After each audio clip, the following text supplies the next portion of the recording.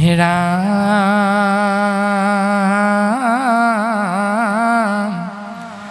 একদিনা পুত্ৰ গণ লয়া ভগৱন্ত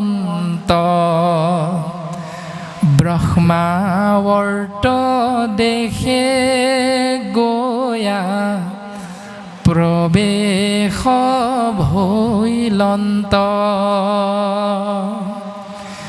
ব্ৰহ্ম ঋষি গণে তাত আছে সভা কৰি প্ৰণামী বহিলা পুত্ৰ গণ সংগে কৰি।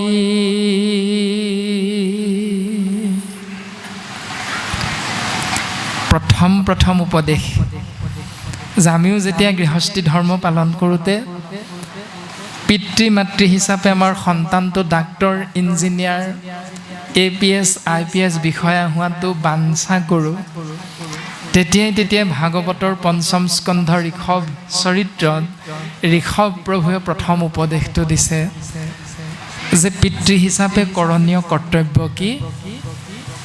একদিনা পুত্ৰগণ লয়া ভগৱন্ত, এদিনাখন 100জন পুত্ৰক লগত লৈ ঋষভ প্ৰভুৱে ব্ৰহ্মাৱৰ্ত নামৰ দেশত প্ৰৱেশ কৰিছে। অৰ্থাৎ আমি যি ধৰণে সন্তানটোক বিদ্যালয়ত নাম লগাই দিওঁ, তদনুৰূপ ঋষভ প্ৰভুৱেও বিদ্যালয়ৰূপী ব্ৰহ্মাৱৰ্ত দেশত উপস্থিত হৈছে আৰু উপস্থিত হৈ সেই ব্ৰহ্মাৱৰ্ত নামৰ দেশত য'ত ব্ৰহ্ম ঋষিসকলে সভা কৰি আছে, ব্ৰহ্ম ঋষিগণে তাতো আছে সভা কৰি, সেই স্থানত গৈ উপস্থিত হৈছে। আৰু একাদশ স্কন্ধ কৃষ্ণ উদ্ধৱ সংবাদত ভগৱন্ত পুৰুষে উদ্ধৱক কৈছে, ভকত যি থানে থাকে সেহি পুণ্যভূমি। যি স্থানত ভকতৰ উপস্থিতি হয় সেই স্থানেই হ'ল কলিযুগত পুণ্যভূমি।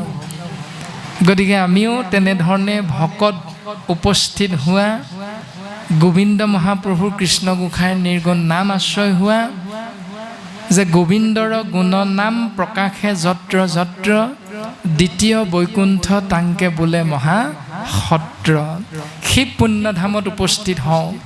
আৰু হোৱাৰ লগে লগে ঋষভ প্ৰভুৱে কি কৰিছে?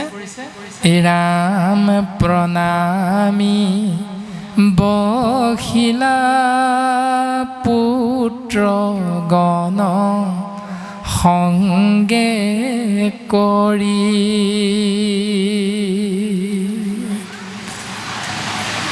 অৰ্থাৎ পুত্ৰসকলক কোৱা নাই যে সেই মোৰ পুত্ৰসকল, এই যে তোমালোকে দেখিছা ভকতসকল, ব্ৰহ্ম ঋষিসকল, এওঁলোকক তোমালোকে মূৰ দুৱাই কৃতাঞ্জলি সেৱা নিবেদন কৰা, এই বুলি ঋষভ প্ৰভুৱে পুত্ৰসকলক এবাৰো কোৱা নাই।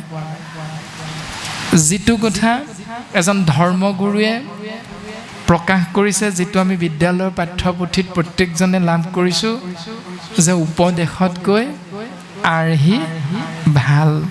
তো ঋষভ প্ৰভুৱে উপদেশ দিয়াতকৈ আৰ্হিটো দেখুৱাইছে যে নিজে ব্ৰহ্ম ঋষিসকলৰ ফালে চাই চৰণ কমল লক্ষ্য কৰি মূৰ দুৱাই বাটচৰাৰ সন্মুখতে কৃতাঞ্জলি সেৱা নিবেদন কৰিছে। আৰু মাধৱ পুৰুষজনাই লিখিছে ঘোষা শাস্ত্ৰত, পৰম ঈশ্বৰ কৃষ্ণ দেৱক নপাই লাগ, জাগ যোগ যজ্ঞ দানে, একান্ত ভক্তৰ পদ ৰেণু, শুদ্ধ চিতে মাথে অভিষেক নকৰয় মানে। যেতিয়ালৈকে একান্ত ভকতৰ চৰণৰ ধূলা আমি হীৰত স্পৰ্শ কৰাব নোৱাৰিম, তেতিয়ালৈকে ভগৱন্ত পুৰুষৰ সাক্ষাৎ দৰ্শন বা পূৰ্ণ কৃপা এটি জীৱতত্ত্বই লাভ কৰিব নোৱাৰে। আৰু ঋষভ প্ৰভুৱে তেওঁ পুত্ৰসকলৰ জীৱন ধন্য কৰাৰ মানসেৰে সেই সুন্দৰ ব্যৱস্থাটো দেখুৱাই দিছে, দৰ্শন কৰাইছে। আৰু দেখাৰ লগে লগে পুত্ৰসকলে কি কৰিছে? চিন্তা কৰিছে যে ইমান দিনে ভাবি আছিলোঁ পিতৃদেৱো ভৱ, অৰ্থাৎ পিতৃয়ে ঈশ্বৰ, ইমান দিনে ভাবি আছিলোঁ মাতৃ দেৱো ভৱ, মাতৃয়ে ঈশ্বৰ। ইমান দিনে ভাবি আছিলোঁ অতিথি দেৱো ভৱ, অতিথি ঈশ্বৰ। কিন্তু আজি দেখোন আমাৰ পিতৃ ঋষভে এই ব্ৰহ্ম ঋষিসকলক সেৱা নিবেদন কৰিছে। অৰ্থাৎ এওঁলোক যেতিয়া আমাৰ পিতৃৰো পূজনীয় শ্ৰদ্ধাৰ পাত্ৰ, তেতিয়াহ'লে আমিও এওঁলোকক সেৱা কৰাটো পুত্ৰ হিচাপে আমাৰ দায়িত্ব আৰু কৰ্তব্য। এইবুলি 100জন পুত্ৰই পিতৃৰ সেই আচৰণটো পালন কৰি ব্ৰহ্ম ঋষিসকলৰ চৰণত কৃতাঞ্জলি সেৱা নিবেদন কৰিছে। এইটো হ'ল ভাগৱত ধৰ্ম শাস্ত্ৰসন্মত। কিন্তু আমি সমাজ ব্যৱস্থাত ভাগৱত ধৰ্ম পালন কৰিছোঁ বুলি গৃহস্থী ধৰ্ম পালন কৰা বাপাইসকলে নিয়মটো পালন কৰোঁ। কেনেকৈ? যেতিয়া ৰাতিপুৱা জাতীয় বিদ্যালয়ৰ সন্তানটো থবৰ বাবে মাতৃগৰাকীয়ে সন্তানটোক গা পা ধুৱাই বিদ্যালয়ৰ সাজ পৰিধান কৰোৱাই ভিতৰৰ পৰা বিদ্যালয়ৰ কিতাপ বহি থকা বেগটো হাতত লৈ ওলাই আহিম, তেতিয়াই ভিতৰতে সন্তানটোক কওঁ, বোলে শুনটো, বাহিৰতে বাৰান্দাত ককা বহি আছে, আইতা বহি আছে, তুমি মূৰ দুৱাই সেৱা কৰিবা, ককাক ক'বা, ককা মোক আশীৰ্বাদ দিয়া, মই বিদ্যালয়লৈ যাওঁ। আমি পালন কৰা ভাগৱত ধৰ্ম আৰু ঋষভ প্ৰভুৱে পুত্ৰসকলক শিকোৱা ভাগৱত ধৰ্মৰ মাজত পাৰ্থক্যটো কোনখিনিত আছে? সেইটোৱে হ'ল উপদেশতকৈ আৰ্হি ভাল। দ্বিতীয় নিয়মটো হ'ল, এজোকা বিহুনাম আছে যে দদাই ঐ গৰু বিহু দিনা বস্ত্ৰ দান কৰিবা, দদাই ঐ তেহে পাবা বৈকুণ্ঠত ঠাই। যে গৰুৰ বিহুৰ দিনা বস্ত্ৰ দান কৰিলে বৈকুণ্ঠত ঠাই পায়। আৰু সেইটো অসমীয়া সমাজৰ কৃষ্টি সংস্কৃতি ৰক্ষা কৰা এটা পৰম্পৰা, সুন্দৰ পৰম্পৰা। কিন্তু এই সুন্দৰ পৰম্পৰাটোতো ভাগৱত ধৰ্মৰ কিছু অমিল দেখা পোৱা যায়। অৰ্থাৎ ভাগৱতে কৈছে যে ধৰ্ম পালন কৰাটো এক জীৱনজোৰা প্ৰক্ৰিয়া, এক অভ্যাস। তাক কেৱল গৰু বিহু দিনা বস্ত্ৰ দান কৰি সৰুৱে ডাঙৰৰ পৰা মৰম আৰু ডাঙৰে সৰুক আশীষ প্ৰদান কৰা এই ব্যৱস্থাটো কেৱল গৰুৰ বিহু দিনাই কিয়? এই ব্যৱস্থাটো প্ৰত্যেক দিনাই বোৱাৰীয়ে শহুৰ দেউতা শাহুৱাই আদি সহিতে গৃহস্থী ধৰ্ম পালনত আমি সমস্তজনে ইজনে সিজনক শ্ৰদ্ধা সন্মান মৰম স্নেহৰ বান্ধোনেৰে যদি বান্ধ খাব পাৰোঁ, তে নিশ্চিত ৰূপত এখনি সুন্দৰ গৃহস্থী, এখন সুন্দৰ সমাজ আমি নভবাকৈ গঠন কৰিব পাৰোঁ। এই ব্যৱস্থাখিনি ভাগৱতে শিকাইছে। যদি গৰুৰ বিহুৰ দিনা সুন্দৰভাৱে বস্ত্ৰ এভাগ দি বোৱাৰীয়েকে শহুৰ দেউতা শাহুৱাইক সেৱা কৰিলে, শহুৰ দেউতা শাহুৱাই আশীষ প্ৰদান কৰিলে, কিন্তু বাকী 364 দিন কেৱল কেটকেটনি মেটমেটনি মৰাৰ পৰা সেই গৃহস্থীক কেতিয়াও শুদ্ধ হ'ব নোৱাৰে। গতিকে ভাগৱত ধৰ্ম সেইটো নহয়। ভাগৱত ধৰ্ম সুন্দৰভাৱে ভাগৱতে আমাক শিকাইছে, পালন কৰাৰ দৰ্শন দিছে। আমি জানি লৈ বুজিবলৈ চেষ্টা কৰি কৰ্ণহন্তে শ্ৰৱণ কৰি পদ্ম মুখখন্তে তাক আওৰাই থাকি মনৰ দ্বাৰা স্মৰণ কৰি সেই ভাৱনাযুক্ত এটি জীৱন যদি যাপন কৰিবলৈ চেষ্টা কৰোঁ, নিশ্চিত ৰূপত আমি সমস্তজনাৰে মংগল সাধন হয়। আৰু ভাগৱতে আমাক সেইটোৱে শিকাইছে, ৰাম ঋষভৱদতি শুনিও ক পুত্ৰগণ, কহিবু তোমাত আজি কথা বিতুপন। ৰাম মনুষ্য শৰীৰ জানা মুকুতিৰ দ্বাৰ, বিষয় সুখত তাকে নকৰিও নাৰ। সদজ, অন্দজ, উদ্ভিদজ আৰু জৰায়ুজ। জৰায়ুজ ৰূপী জীৱ হ'ল মনুষ্য। আৰু মনুষ্য শৰীৰটো লাভ কৰাটো আত্মাতত্বৰ বাবে পৰম সৌভাগ্য। বাকী 3 মুঠি শৰীৰত আমি আত্মাতত্ব প্ৰৱেশ কৰিলে তাত জীৱৰ মুকুতি নাই, আত্মাৰ মুকুতি নহয়। কিন্তু মুকুতিৰ একমাত্ৰ পাত্ৰ হ'ল 24টা তত্ত্বৰে গঠিত মনুষ্য নামৰ শৰীৰটো। বাকী 3 মুঠি শৰীৰত আমি আত্মাতত্ত্ব কৰ্ম অনুসাৰে প্ৰৱেশ কৰিলে তাৰ কেৱল উত্তৰণহে আছে, মুকুতি নাই। কিন্তু মনুষ্য শৰীৰতহে কেৱল মুকুতি আত্মাতত্ত্বৰ লাভ হয়। সেইকাৰণে ঋষভ প্ৰভুৱে জ্ঞান দিব বিচাৰিছে, সেই মোৰ পুত্ৰসকল, তোমালোকে যে মনুষ্য শৰীৰটো পালা, এইটো পৰম সৌভাগ্যৰ বলতহে পাইছা।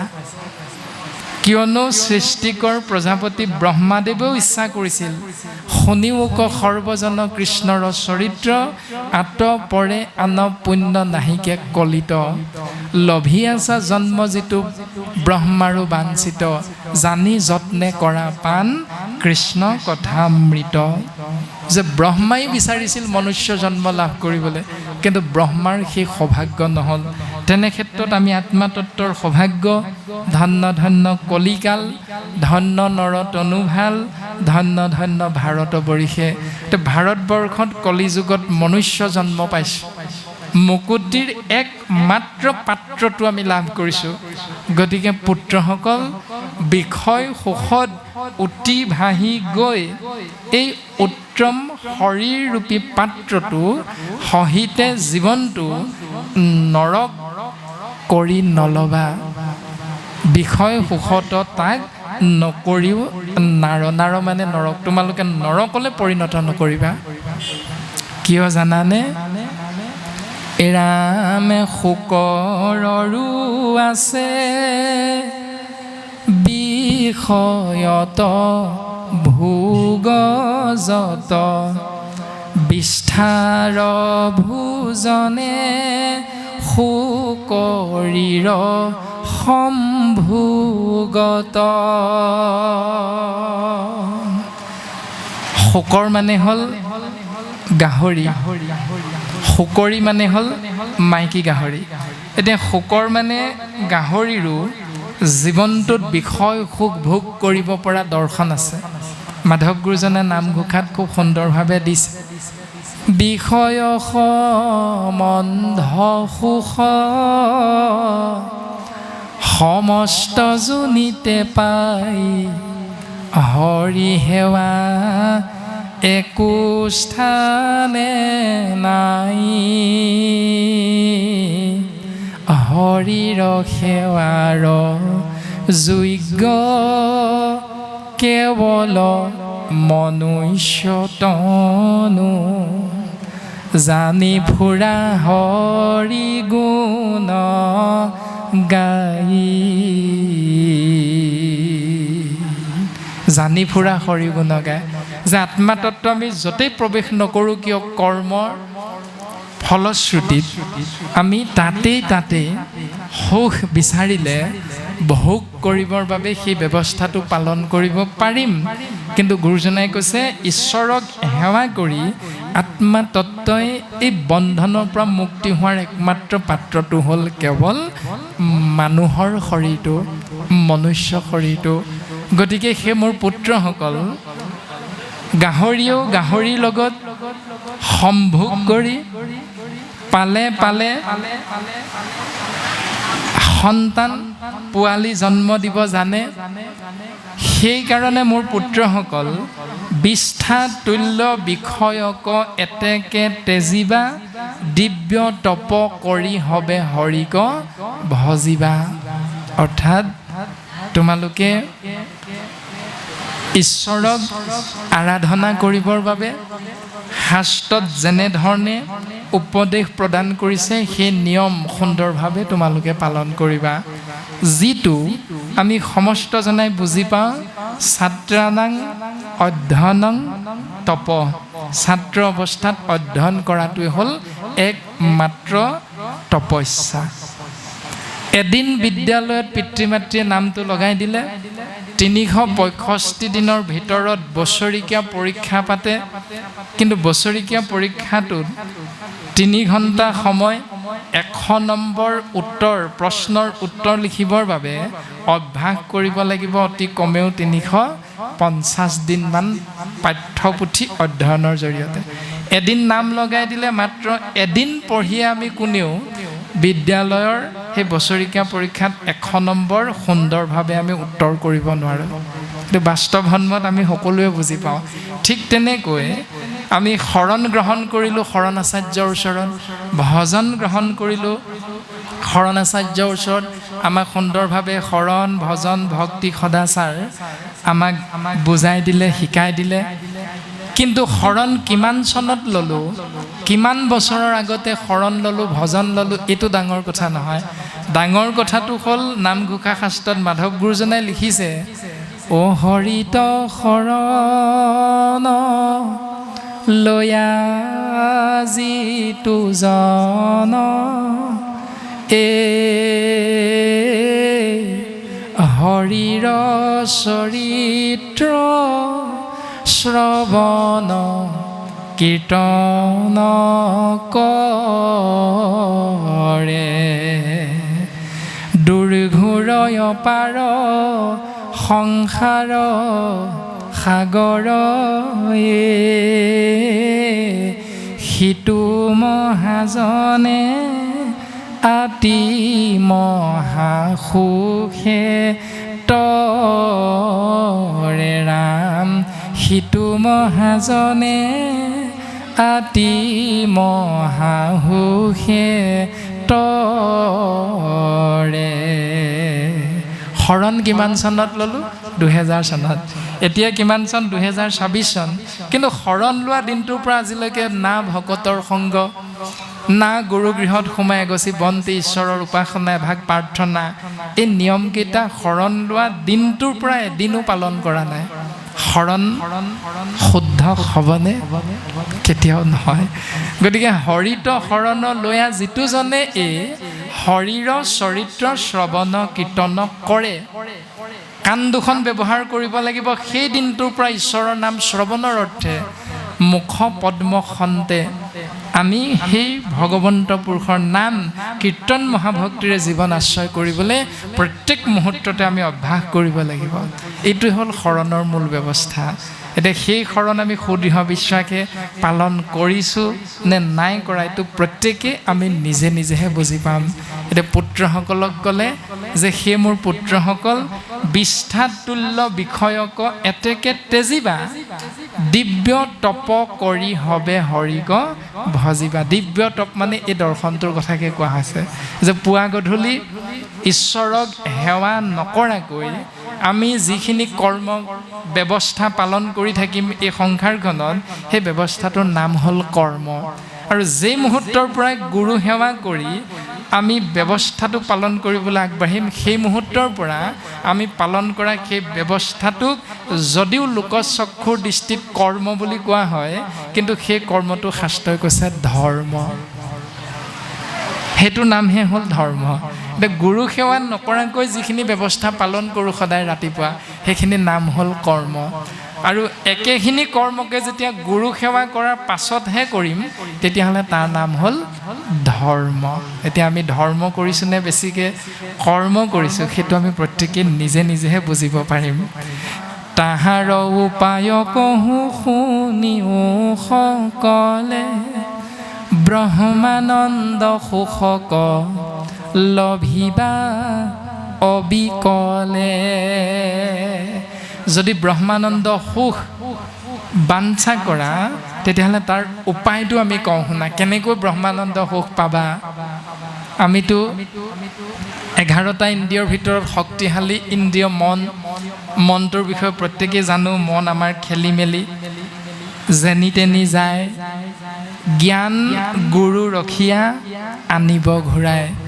জ্ঞানৰূপী গুৰুৰ চৰণত যদি মনটো অৰ্পণ কৰিব পাৰোঁ, তেতিয়াহ'লে নিশ্চিত ৰূপত আমি এই সংসাৰত সুন্দৰভাৱে থাকিব পাৰিম। যদি তাকে নকৰোঁ, বিচৰা সুখটো কেতিয়াও লাভ কৰিব নোৱাৰোঁ। অসুখ সুখ বুলি নৰ এনেয়ে বলিয়া, নেদেখিলে সুখমুখ মাথো দুখ পায়া। সুখ এনেকুৱা বস্তু নহয় বোলে আমুকৰ ঘৰলৈ যাওঁ 5 কেজিমান সুখ আছে, মই 1 কেজি কিনি আনো। সুখ এনেকুৱা বস্তু নহয়। সুখ হৃদয়ৰ অনুভৱৰ বস্তু। সুখটো হ'ল হৃদয়ৰ অনুভৱৰ বস্তু। আমি কেনেকৈ কৰ্মৰ জৰিয়তে ধৰ্মলৈ কৰ্মক পৰিৱৰ্তন কৰিব পাৰিম আৰু সেই ধৰ্ম আশ্ৰয় কৰি কেনেকৈ শাস্ত্ৰসন্মতে আমি সুখ লাভ কৰিব পাৰিম, যি সুখৰ নাম হ'ল আত্যান্তিক সুখ, ব্ৰহ্মানন্দ সুখ, পৰমানন্দ সুখ আদি ধৰণে আনন্দৰ কথা ভাগৱতে আমাক জ্ঞান প্ৰদান কৰিছে। ঋষভ প্ৰভুৱে সেই আনন্দ যদি তোমালোকক লাগে সেই মোৰ পুত্ৰসকল, তেতিয়াহ'লে তাৰ উপায়টো আমি তোমালোকক ক'বলৈ আগবাঢ়িছোঁ, তোমালোকে শুনা। ৰাম মহন্তৰ সেৱা জানা, মুকুতিৰ দ্বাৰ, স্ত্ৰী সংগীৰ সংগ, নৰক যাইবাৰ, এহি দুই গোটা পথ, বন্ধৰ মুখৰ, জানিয়া মহন্ত সংগ, লয়ুক সত্তৰ। প্ৰথম উপায়টো দিলে মহন্তৰ সেৱা, মুকুতিৰ দ্বাৰ, স্ত্ৰী সংগীৰ সংগ, নৰক যাইবাৰ। 5 বছৰীয়া শিশু, দাসীৰ পুত্ৰ, কৃষ্ণ দৈপায়ন বেদব্যাসৰ আগত আশ্বাস প্ৰদানৰ বাবে দেৱৰ্ষি নাৰদে তেওঁৰ নিজৰ পূৰ্বজন্মটোৰ কথা টানি আনিছে আৰু 4জন কৃষ্ণৰ একান্ত ভকত সন্ন্যাসীৰ সংগ লাভ কৰাৰ বাবে সেই 5 বছৰীয়া শিশুৱে 5ৰ জন্মত ব্ৰহ্মাৰ মানস পুত্ৰ পাৰিষদী তনু নাৰদ ৰূপে জন্মগ্ৰহণ কৰিছে। আকৌ মহাপাপী অজামিল স্ত্ৰী বেইচাৰ সংগ লাভ কৰি জীৱনটো নৰকময় হৈ গ'ল, কিন্তু কনিষ্ঠ পুত্ৰৰ নামটো নাৰায়ণ অজ্ঞানবশত অভ্যাস কৰি থকাৰ বাবে মাধৱ গুৰুজনে নামঘোষা শাস্ত্ৰত লিখিছে, জ্ঞানে বা অজ্ঞানে মাধৱৰ নাম ফুৰে যিটো জনে সুঁৱৰি, টাংক মূৰ বুলি হাতে চক্ৰ ধৰি ৰাখিয়া ফুৰন্ত হৰি। কৃষ্ণ নামৰূপী সৎসংগ অজ্ঞানবশত অজামিলা আশ্ৰয় কৰা স্বত্তেও তেওঁ কিন্তু বৈকুণ্ঠ প্ৰাপ্তি লাভ কৰিছে, মানে বৈকুণ্ঠৰ দুৱাৰখন তেওঁৰ কাৰণে খোল খাই গৈছে। এতিয়া ঋষভ প্ৰভুৱে কৈছে এই দুইটা পথ বন্ধন আৰু মোক্ষৰ বিষয়, গতিকে তোমালোকক কোনটো লাগে, বন্ধন লাগে নে মোক্ষ প্ৰাপ্তিৰ ইচ্ছা? যদি মোক্ষ প্ৰাপ্তিৰ ইচ্ছা, জানিয়া মহন্ত সংগ লয়ুক সত্তৰে, যে সাত্বিক ভাৱাপন্ন হৈ কেৱল মহন্তৰ সংগ আশ্ৰয় কৰিবা। এতিয়া জয় আৰু বিজয় নামৰ 2জন দুৱৰী বৈকুণ্ঠৰ 7ম দুৱাৰৰ 2জন দুৱৰীয়ে ব্ৰহ্মাৰ মানস পুত্ৰ 4 সিদ্ধক বাক্যৰ দ্বাৰা অপমান কৰিলে, অৱমাননা কৰিলে, হস্ত পদ্মখন্তে বেতেৰে আঘাত কৰিছে। তেনে ক্ষেত্ৰত বৈকুণ্ঠৰ দুৱৰী হৈও জয় বিজয়ে অভিশাপ লাভ কৰিছে যে মৰ্ত্যলোকত অসুৰ যোনিত জন্মগ্ৰহণ কৰিব লাগিব। ঠিক তেনেকৈ বৈকুণ্ঠৰূপী ভকত মহন্তৰ সমাজত থাকি আমাৰো যদি আচাৰ আচৰণবিলাক জয় বিজয়ৰ দৰে হৈ যায়, তেতিয়াহ'লে জয় বিজয়ৰ যি ধৰণে বৈকুণ্ঠত থাকিও বৈকুণ্ঠৰ পৰা স্খলন হ'ল, তদনুৰূপ আমি মনুষ্য নামৰ শৰীৰধাৰী এটি জীৱতত্বয়ো সম্পাদক সভাপতি দায়িত্বটো পোৱাৰ লগে লগে যদি মই বৰ ভাৱনাটো আহি যায়, তেতিয়াহ'লে আমাৰো এদিন সেই পদটোৰ পৰা, সেই বৈকুণ্ঠৰ পৰা, ভকত সমাজৰ পৰা আমাৰো এদিন স্খলন হ'ব। গতিকে কোনটো লাগে সেইটো আমাৰ প্ৰত্যেকৰে নিজৰ নিজৰ বিবেচনা, নিজৰ নিজৰ চিন্তা। যিটো লাগে শাস্ত্ৰই সেইটোৱে পাব বুলি সিদ্ধান্ত দিছে, মাত্ৰ আচাৰ আচৰণটোক কেনেধৰণে আমি যোগ কৰিম শাস্ত্ৰৰ পদবন্ধে দিয়া উপদেশৰ লগত, সেইটো নিৰ্ভৰ কৰিব আপোনাৰ মোৰ ভাৱনাৰ ওপৰত। ৰাম যাক বুলি সন্ত তাৰ শুনিও লক্ষণ মোৰ পাদ পদ্মে যাৰ নুগুচয় মন। এতিয়া পুত্ৰসকলক ক'লে মহন্তৰ সংগ ল'বা, বন্ধনৰ পৰা মুকলি হ'ব পাৰিবা। হয়তো পুত্ৰসকলৰ মনত ভাৱনাটো আহিছে পিতৃ ঋষভে ক'লে মহন্তৰ সংগ ল'বলৈ, কিন্তু মহন্ত বা কোনজন এতিয়া কেনেকৈ চিনি পাম? তাৰ বিষয়ে ঋষভ প্ৰভুৱে আগতীয়াকৈ উত্তৰটো আগবঢ়াই দিছে যে সেই মোৰ পুত্ৰসকল, তোমালোকে হয়তো ভাবিছা মই ক'লোঁ মহন্তৰ সংগ ল'বা, কিন্তু মহন্ত কোনজন কেনেকৈ চিনি পাবা তাৰ বিষয়ে কওঁ শুনা। যাক বুলি সন্ত তাৰ শুনিও লক্ষণ মোৰ পাদ পদ্মে যাৰ নুগুচয় মন। যিজন শৰীৰধাৰী মনুষ্যৰ মনটো কেৱল মোৰ চৰণত আছে, প্ৰথম এই লক্ষণটো যেতিয়া দেখা পাবা তেওঁৱে হ'ল মহন্ত। দ্বিতীয়তে লক্ষণটো দিছে মহাশুদ্ধ চিত্ত কাম ক্ৰোধ বিবৰ্জিত ভূত দায়া যাহাৰ সবাতে শুদ্ধ চিত্ত। মই ঈশ্বৰত যাৰ সদা ভৈল ৰতি ধন জন গৃহত নকৰে আশকতি। দ্বিতীয়তে লক্ষণটো দিলে মহাশুদ্ধ চিত্ত কাম ক্ৰোধ বিবৰ্জিত। নামঘোষা শাস্ত্ৰত মাধৱ গুৰুজনে লিখিছে যে যতেক অনৰ্থ আছে সংসাৰত তাতে তিনিবিধ সাৰ, কাম ক্ৰোধ লোভ আপোন নাশন জানি কৰা পৰিহাৰ। এই কথাটোকে নিমি নৱসিদ্ধ সংবাদত কৈছে মদ্যকো কৰিবা পাণ অমদ্যৰো নলবা ঘ্ৰাণ। অৰ্থাৎ ভকত হ'বলৈ হ'লে মদ খাব পাৰিব লাগিব। মদ খাব নোৱাৰিলে কিহৰ ভকত? তো মদ খাব পাৰিলেহে ভকত। এতিয়া মদ মানে কি? শ্ৰীমদ ভাগৱত। মদ মানে হ'ল অহংকাৰ। যে যেতিয়াই শৰণ ভজন ভক্তি সদাচাৰ চাৰিনমীয়া ভকতৰ শাৰীলে আমি নিজক উত্তৰণ ঘটাবৰ বাবে চিন্তা কৰিম, তেতিয়াই কাম ক্ৰোধ লোভ এই সংসাৰত থকা যিমানবিলাক অনৰ্থকাৰী বস্তু এইবিলাকক মদ বুলি কোৱা হৈছে। গতিকে মদৰূপী এই বস্তুবিলাকক পান কৰা বুলি কৈছে, অৰ্থাৎ হজম কৰিবৰ বাবে গুৰুজনাই উপদেশ প্ৰদান কৰিছে। এতিয়া ভকত হ'লে আমাৰ খংটো নাথাকিব লাগিব, ভকত হোৱাৰ লগে লগে আমাৰ অহংকাৰ নাথাকিব লাগিব, ভকত হ'লে আমি সকলোৰে দাসৰো দাস হ'ব পাৰিব লাগিব। যিটো মাধৱ গুৰুজনাই কৈছে দাসৰো দাসৰ টান দাস ভৈলো আমি। যিজন গুৰুৰ আমি প্ৰপন্ন শিষ্য, সিজনা গুৰুৱে নিজকে দাসৰো দাসৰ টান দাস ভৈলো আমি বুলি আমাক উপদেশ প্ৰদান কৰিছে। আৰু আমি সেইজনা গুৰুৰে প্ৰপন্ন শিষ্য হৈ মইহে মই তইহে তই এই ভাৱনাটো আমি যুক্ত কৰিহে কেৱল সমাজত আমি ঘূৰি ফুৰোঁ, নিজৰ উপস্থিতিৰ উমান দিওঁ। গতিকে শুদ্ধ কোনটো অশুদ্ধ কোনটো হৈ আছে, যিহেতু ভাগৱত দৰ্শন মানে